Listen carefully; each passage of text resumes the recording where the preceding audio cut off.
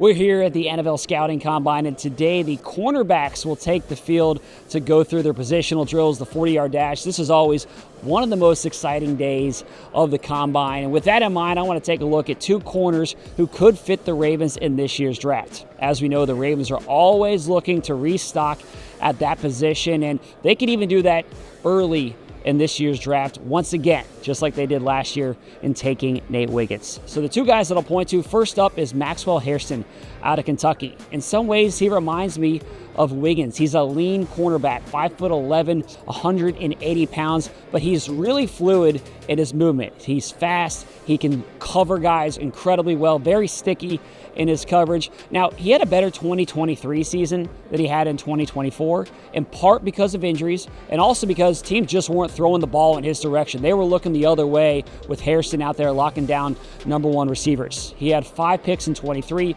only had 1 pick last year, but took that back for a touchdown. He actually has 3 pick sixes in his career, so he could be a really good fit for the Ravens in the first round of this year's draft.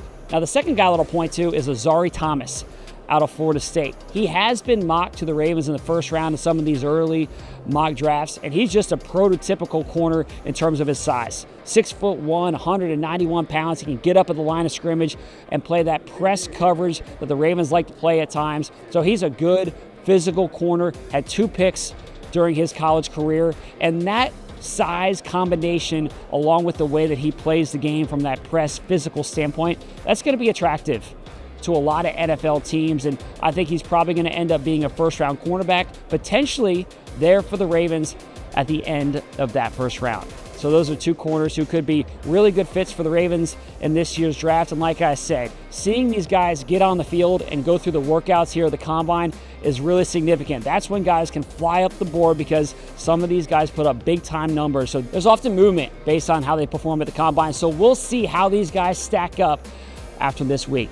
That's it for me today. Thanks for watching. We'll have more from here at the Combine.